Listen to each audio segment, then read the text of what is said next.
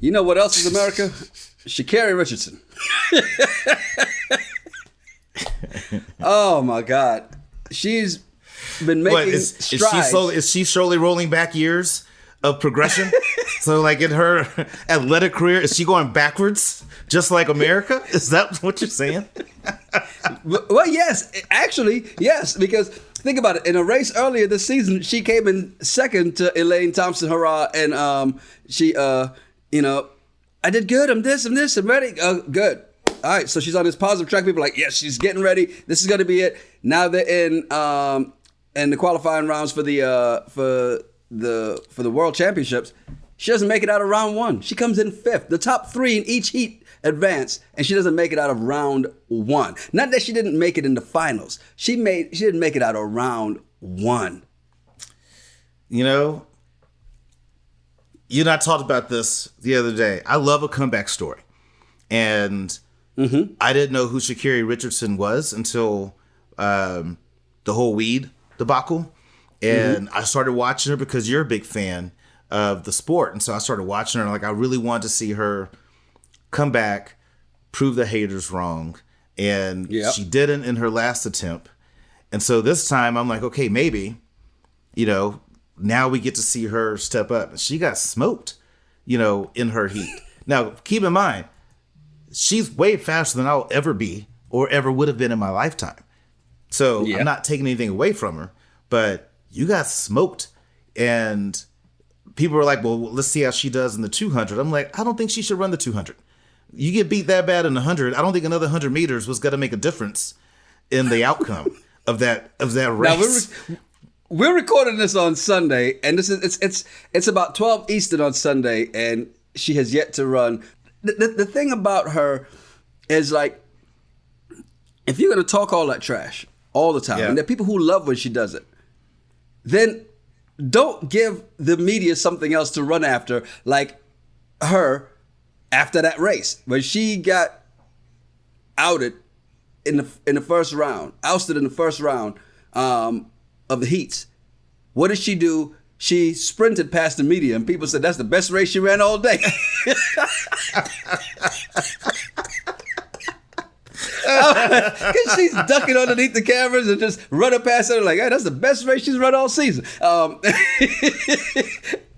you can't do that. And then this is where she really gets into other stuff too, right? Because she goes on Twitter, and after the Roe v. Wade the decision comes down, she tweets, why would I want to represent a country that has no respect for their women? The only reason that all of them exist to make these laws exist.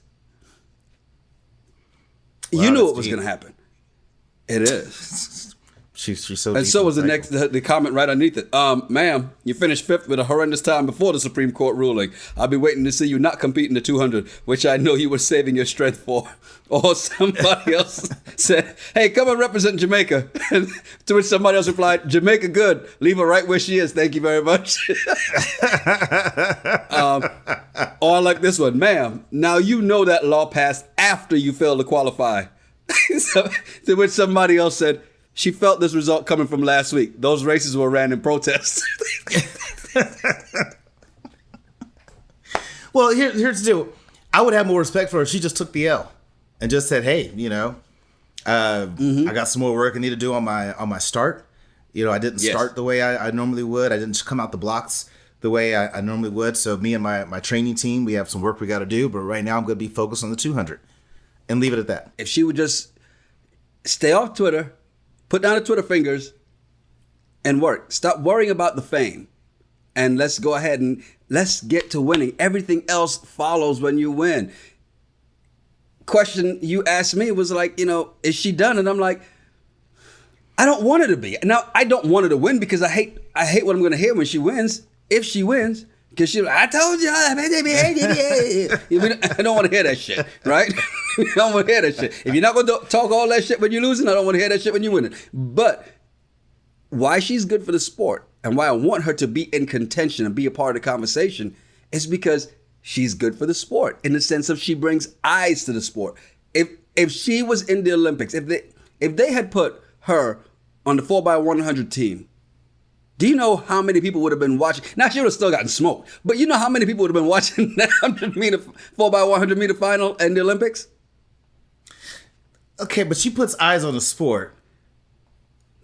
But do you feel it's for the right reason? So when she first came out, it was more about her being able to compete and all that. And then the whole marijuana thing happened. And the focus was all on that the whole time. And her fault included, right? Mm-hmm. The focus was on all that. And then, so then you start paying attention to everything she would tweet, everything she would say. And so then when she loses, of course, she says all this stuff. So I'm still here. I'm still fourth in the world. I'm like, actually, we just watched that race. You're not. Fourth. I'm the sixth fastest woman ever. Yeah, it's like, so. Matter of fact. Is she really good for the sport? This is one race. I'm not done. You know what I'm capable of. Count me out if you want to. Talk all the shit you want. Because I'm here to stay. I'm not done. I'm the sixth fastest woman in this game ever. And can't nobody ever take that from me. Yeah, they already took it from you. It's already been, you got pickpocketed, jacked, the whole thing. It's been taken. But it's been taken. Yeah, it's been taken from you. But I mean, if you look at all of the other, you didn't have that type of energy from a Flojo, Usain Bolt, Gatlin, Tyson Gay, all these different folks. There wasn't any of that deal. So like, is she good for the sport? Now, again, I want to see the young girl do well. I don't wish ill will on anybody, but go out there and win. And then talk all the trash that you want to. And then to your point, I love the fact that you got players that talk trash and win, and you got players that talk trash and lose, but they still talk trash. Draymond Green, right? He's great trash talker. But he's the same Draymond whether he wins or loses, but he backs it up on the court. She needs to be able to back this stuff up on the track. Exactly. That was The Rock's character when he was in WWE, was win or lose, The Rock was going to come and let the smack it down on your candy ass. He was going to tell you that over and over again. Even when he lost, he was going to get up and still talk shit. And if you're going to do that, then do it. But you're right. And you know what? Usain Bolt was definitely one of those people who brought eyes to the sport, right? But was because of what he did on the track. And yes, was he confident? Yes. Was he overly cocky? No.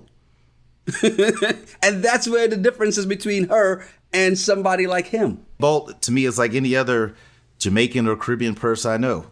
Cocky. But they still backed it up.